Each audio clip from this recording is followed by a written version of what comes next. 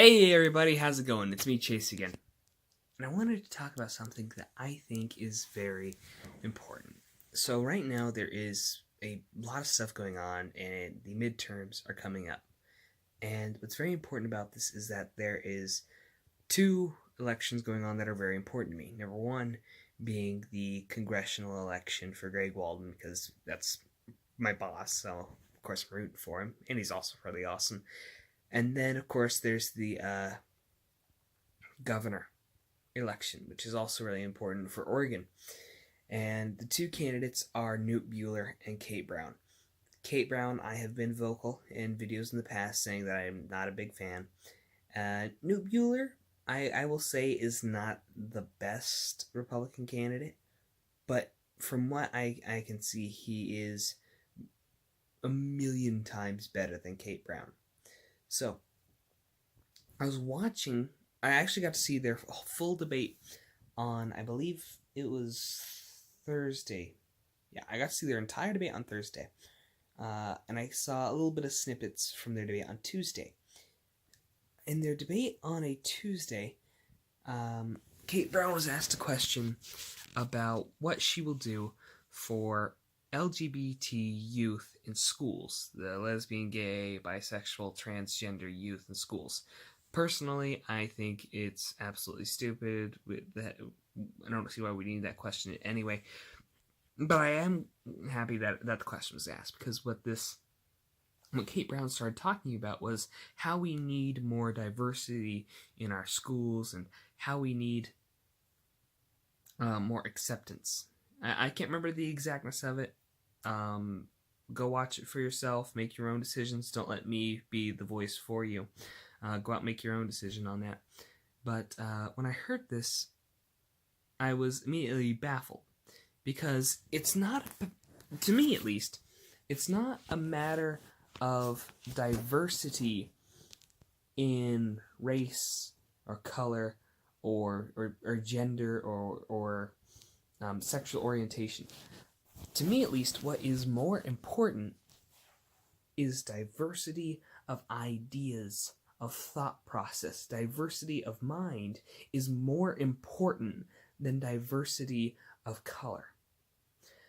For example, let's say you have an entirely diverse, the most diverse room you can think of. Kenyans, Ugandans, Egyptians, Chinese, Japanese, Europeans, Germans, Italians, French, Americans, Canadians, Mexicans, all these different people from all over the world in one room. You have men, women, lesbians, gays, of just like the most diverse room you can think of. However, if everybody in that room has the exact same thought process, is that diverse? Is it diverse to have the exact same thought process? I don't think so. If you look, and I know it's a bit of a cliche statement, but if you were to look at all of these mostly liberal people, they all tend to have this exact same thought process, which is that of agree with me or else I'm going to call you a bigot, a racist, a homophobe, xenophobic, transphobic, etc., yada, yada, yada. They can just keep going. However, let's say you have a room that is not diverse in race. Okay? To go as the liberals like, because liberals like to blame white people a lot. It happens a lot. That's a fact. It happens a lot. Liberals like to blame white people. It's a thing. Sorry. But let's say you have a massive room full of white people. Okay? Liberals would argue that is not diverse. However, let's take a second and let's just assume that every single last one of these people has a different thought process. Every single last one of them has a different idea as to how something should be run. Every single last one of them has a different background, a different idea and thought process, and a diversity of mind.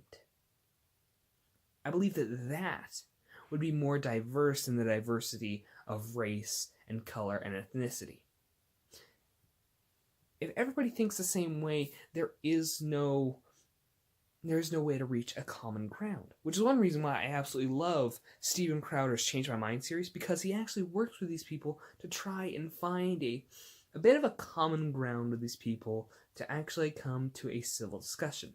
It's one reason why in my Kavanaugh video I said, hey, if you agree with me or not, leave a comment below for a civil discussion, because I want to have those conversations with people that actually reach something. But I'm getting off track, and I want to get back onto this diversity idea.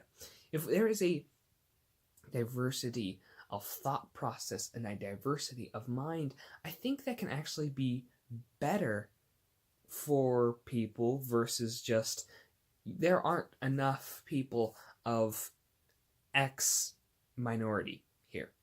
There aren't enough people of this race. There aren't enough people of this gender. Therefore, you need to add this many people in. I don't think that helps anybody. I don't think it helps anybody at all, especially with places like where diversity is forced. I think they do that in a couple of like big companies. I could be wrong, and I'm willing to admit when I may be wrong. But in some big companies I've heard of where they will force diversity to where if there are too many whites or too many men, they are forced to hire either people of color or women. I don't think that really helps. If you're forced to hire somebody, even though somebody else may be a better candidate for that job, I believe that if you're going to hire somebody, you should just hire whoever is best suited for that situation. At least that's my thought process. Which is exactly what I'm talking about. That's my thought process. That's how I think. And I am curious to hear how you think. Yes, I'm talking to you, this viewer. Thank you for watching this video all the way through. If you've gotten this to this point, you're pretty awesome. So here's what I want you to do. Leave a comment down below. Leave a like, subscribe if you want. Hey, maybe even ring that notification bell so you can get more videos from me. But most importantly, leave a comment. I just want to talk. I want to have a civilized discussion, much like Zach Hing or maybe like Steven Crowder. I just want to have a civilized discussion. I want to hear what your thought process is. Do you agree with me? Do you disagree? Leave a comment below for a civil discussion. And don't forget to share a couple of my videos with your friends because I'm sure they'll enjoy it. Anyway, thank you. Have a great day.